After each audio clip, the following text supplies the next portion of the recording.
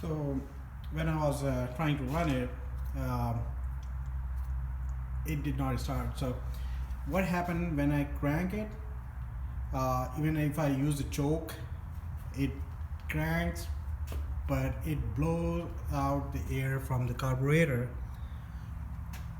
Um, and it seems like it's about to start, but it doesn't start. So anyway, long story short, um, I ended up finding two problems. One was the ballast resistor, which I replaced, if you see this, and I also found the distributor cap,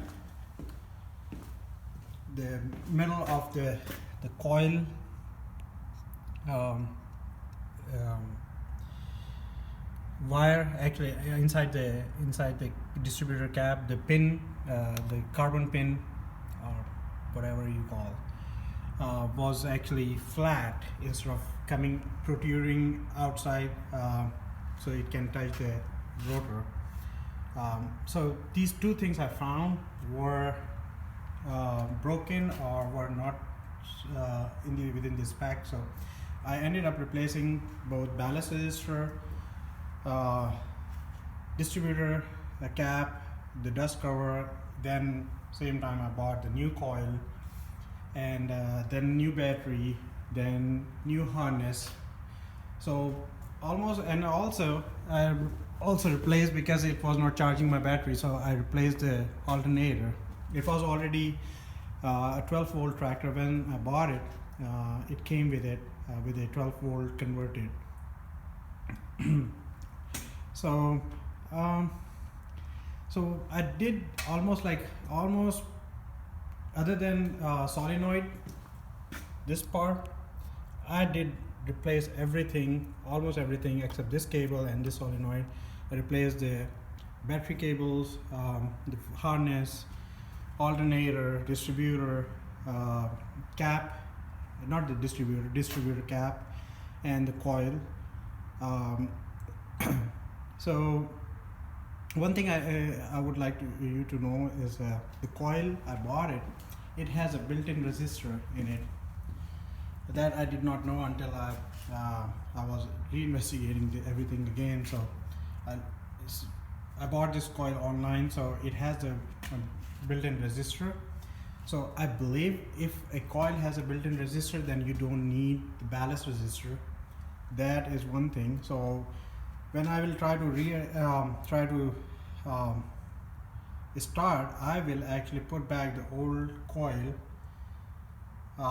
with this ballast resistor. So I believe that coil doesn't have the built-in resistor. So that's one thing. I also replaced the spark plugs. They are Autolite 216 spark plugs.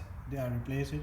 So anyway, I did replace a lot of electrical related parts, but this did not start. So I ended up having a compression test, and I found out the middle two cylinders doesn't have enough pressure when I crank it. So these two cylinders, they are in the center, they are together, side by side, adjacent, and they if they both having the same PSI, low pressure, probably either their both pistons rings are bad, or their intake or exhaust valves are stuck open, or there could be cylinder head or cylinder block cracked. So there are a couple of not so many, but at least three major reasons you cannot have enough pressure in the cylinders if they are adjacent, because these two cylinders, they are adjacent, and their both pistons work together in the same direction at the same time. One goes into the combustion cycle, one is in the compression exhaust. So they are not same in the cycle, but they reciprocate in the same way. So it's mean one is going to burn the fuel, one is going to actually intake the fuel, kind of. So just to let you know, I have some background in automobile, but I'm not a mechanic by any mean. I do a lot of watch and learn and observe, and that's how I learn many things. So these are a couple of things I think are the reasons not to have a compression. Just to let you know, this is you have seen the overhaul videos before. Is going to be the same, but the only difference would be if I ended up rebuilding the engine.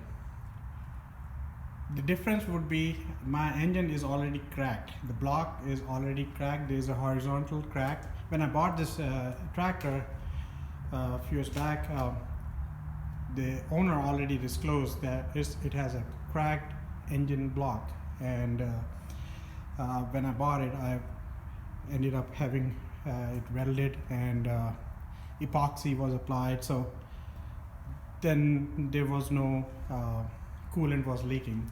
So and from then I was start using it, and it works fine. I know the radiator was kind of very old. It was leaking, so we use some of the coolant sealer, radiator sealer. So other than that, this tractor ran perfectly fine. So the difference would be if I'm going to rebuild this engine, I know I will be looking for my finding would be a cracked engine head or cracked engine block. So, and I'm still planning to reuse almost all parts if I can.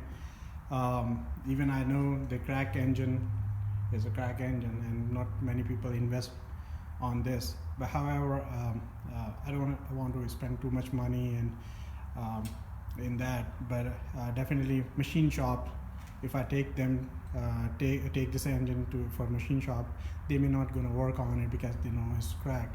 But anyway, somehow if I can restore, get it welded, like furnace, cast iron furnace welding, or somehow if I can repair it, I will reuse it. And same time, what I did, I also, just as a backup, I also found an engine online on Craigslist as my donor engine. There it is. It's almost exactly same, and it lacks some of the parts. And as I said, like, I'm not in this business, so I did not know how to buy a loaner engine. So it doesn't come with it did not come with a flywheel. If you see it is missing. It doesn't have a distributor. It doesn't have a hydraulic pump. So these many things are lacking, and I'm not sure what is inside, but it does have exhaust and intake manifold, so that can be used on the other side. It does have water pump that I can reuse. I see the sump pump from the bottom is basically has a lot of dents. Other than that, I think I don't see visually this engine is cracked. So however, I just took a chance and bought it for less than $200. So let's see if I need to use this or not. But starting with this, I will my plan is to, first of all, not to spend too much money on it. If I have to rebuild the engine, what I will do is I will do it in a with a strategy. Mean I will go step by step in a way where I think this is the job I cannot take, or I have to spend too much money and time, or some at one at some time, if I figure out this that I should not proceed, I will not proceed, and I will start parting it out and I will sell it, either the whole or that. But my other side is this tractor is awesome. This is something, if it's running, then you're gonna love it. And I love this. I really like this tractor. But this is a machine, and it's not a good idea to fall in love with machine because it has a limited time, limited life, and to do work. But these 4 tractors, they are around for a while, and this one is I believe, based on the serial number I have, it is manufactured in 1956, based on the serial number on the right here. So again, that's my plan. Is one more thing I need to do after this compression test, and before overhauling everything, I will do a leak test just to figure out if the crack is there, or what is the reason it's not holding the compression, or these middle 2 cylinders are not holding the compression. So I will do a leak test. What it will do is going to tell me exactly where the compression is leaking. Is it leaking inside the coolant, in the water jacket, or is it leaking inside the sump pump, inside the cylinder block? So, or is simply doesn't have the good piston rings, and so in the leak test, I will find out if there are bubbles in the coolant, in the radiator, or in the sump pump, or maybe my oil stick will pop out if I try to pressurize these 2 cylinders, one of the cylinder,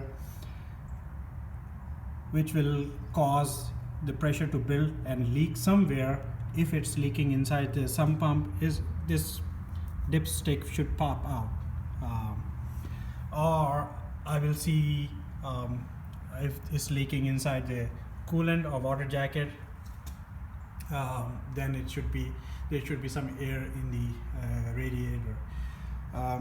So these 2-3 things I want to do before I start actually taking apart. Other than that, I will start with removing the tank, because I still need to check the valves are stuck open or not. So I will remove I think I do need to remove the fuel tank so I can access the valve cover and valves. So first thing I will check after the leak, or before the leak test, is to see valves are stuck open or not, because I use this tractor a lot, almost in every season since I own, and I never park this tractor inside, so they were outside in the weather, snow, ice, rain, shine. They were under this tractor was covered by a tarp, but most of the time I believe it was mostly exposed to the weather. So that's one thing. So I believe last time I parked this tractor outside and it rained. I know it was a fall season, so it rained and a lot of things happened, and I believe when I parked possibly these 2 cylinders, their valves were open and left open, and I believe they were the intake valve, I'm guessing, because the only way water can come inside the pistons through the valve is through the intake valves, but it is also possible from exhaust valve if they were open. So again, I have to see what it is. If they are valves, if valves are stuck, I can make them loose and make it work,